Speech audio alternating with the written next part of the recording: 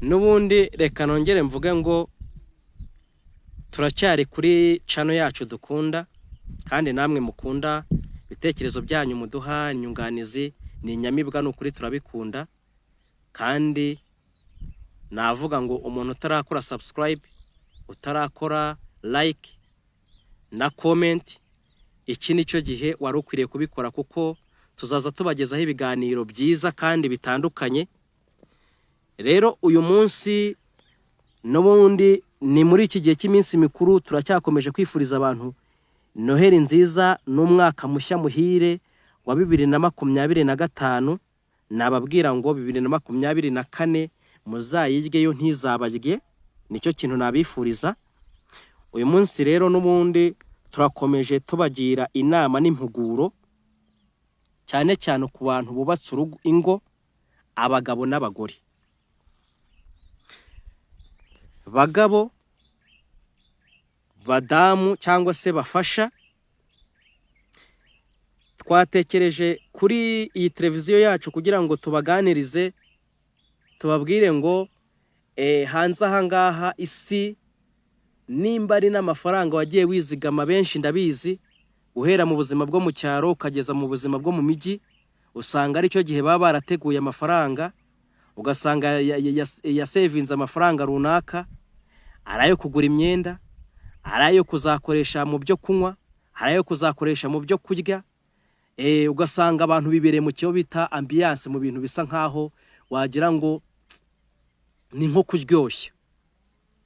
Bagabo, badamu, ntago iki ari cyo gihe, ubwo ndimo ndavuga iyi minsi mikuru ya Noheli n'ubunani, ntago ari cyo gihe wari ukwiriye gufata ibyo waruhiye mu myaka myinshi ngo ubisesagure cyangwa se ubisenye muri iki gihe cy'iminsi mikuru.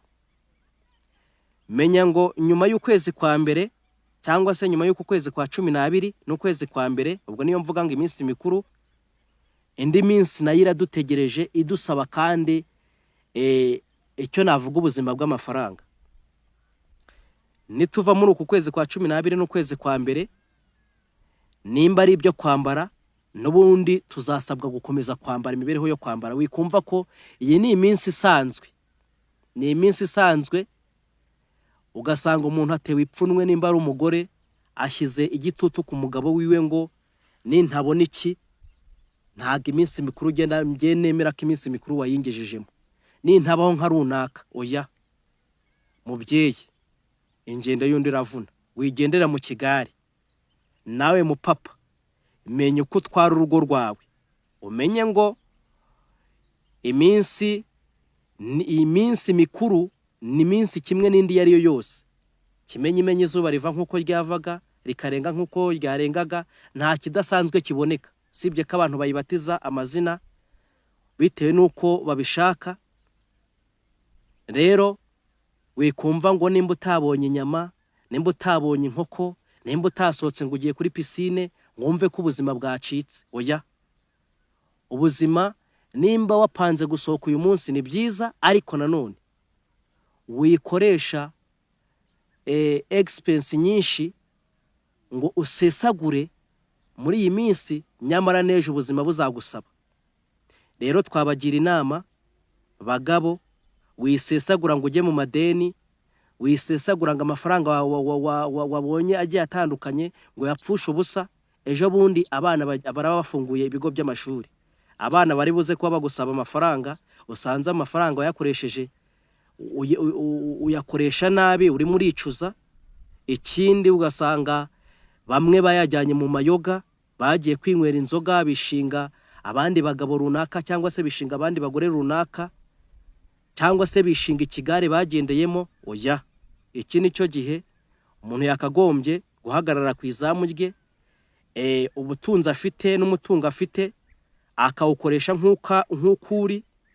Mperutse kuba ndi kumwe n'umuntu, turi mu modoka turi kugenda, turangije turaganira, arambwira ati ubu mfite ikibazo kitanyoroheye. Ndamubwira ati se ni iki? Mutega amatwi. Arambwira ati banyandikiye umwenda w'amafaranga runaka, ati nani yemeje kuyishyura. Ubwo niyo mpamvu ndimo ndavuga ngo muri iki gihe cy'iminsi mikuru na nyuma y'iminsi mikuru ubuzima hari icyo ubuzima buzaba budusaba, ntago ari igihe cyo kugira ngo umuntu asesagure. Noneho arangije arambwira ngo amafaranga yari yayateguye kugira ngo ajye kwishyura uwo mwenda yari arimo, noneho aza kujya mu kabari. Ageze mu kabari yanyweye icupa rimwe, abo yari asanze mu kabari umwe abamuguriye irindi cupa, ati nk'umuntu w'umugabo ntago nanjye nava aha ngaha ntaguze icupa. Yambwiye ati nanywereye amafaranga ku buryo naje gushiduka, naje kugarura ubwenge, inzoga zashirizemo bukeye, sanga ya mafaranga nagombaga kwishyura asanga ari muri crise, asanga amafaranga yose yayasesaguye. Kandi ubwo icyo kibazo umugore we ntakiza.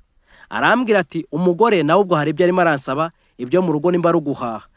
Atumva atubu nanjye nabuze amahoro, nimba barayanyibye nimba batarayanyibye simbizi. Ndamubwira ati rero izo ni ingaruka, nimba wowe uzi yuko unywa ukabuzi neza yuko iyo wamaze kunywa uhita utakaza control, ubwonko bwawe ntuwo ukibasha kwikontorora. Kubera icyo utagenda ngo uyinywe iyo nzoga uyigura uyijyane mu rugo, sibye ko atari na byiza kubemera Imana, wowe kuki utayigura ngo ugende uyinywere mu rugo kurenza uko wajya gukora ikigare mu kabari. Niyo mpamvu navuga ngo muri iki gihe cy'iminsi mikuru ya Noheli n'Ubunane, menya ngo hari inzozi wowe buri wese aba afite inzozi ziwe. Irinde yuko wazavuga ijambo ngo iyo nza kubimenya. Oya, sinamenye naryo ryari ijambo, ikibazo nuko rikunda kuza ryakererewe. Abana barakomeza badusabe, ejo bundi bazaba bagiye ku ishuri bakeneye amakayi, bakeneye amakaramu, bakeneye uniforme, abamaze gutsinda ibizamini, hari ibyo bazaba bakeneye, yaba ari abana b'abakobwa, abana b'abahungu, izo ngeri zitandukanye, yendewe n'abana bo mu rugo, n'ubundi hari ibyo nabo baba basabwa. Rero niyo mpamvu navuga ngo iyi minsi mikuru tumenye uko tuyihagararamo, tumenye nuko twayitwaramo nk'abantu bubatse ingo, twe kwirinda gusesagura ku bintu bitari ngombwa, ahubwo dukoresha amafaranga nk'uko ari. Ibyo bizatuma tubasha kugera ku nzozi z'ibyo twebwe twiyemeza kugeraho. Murakoze cyane.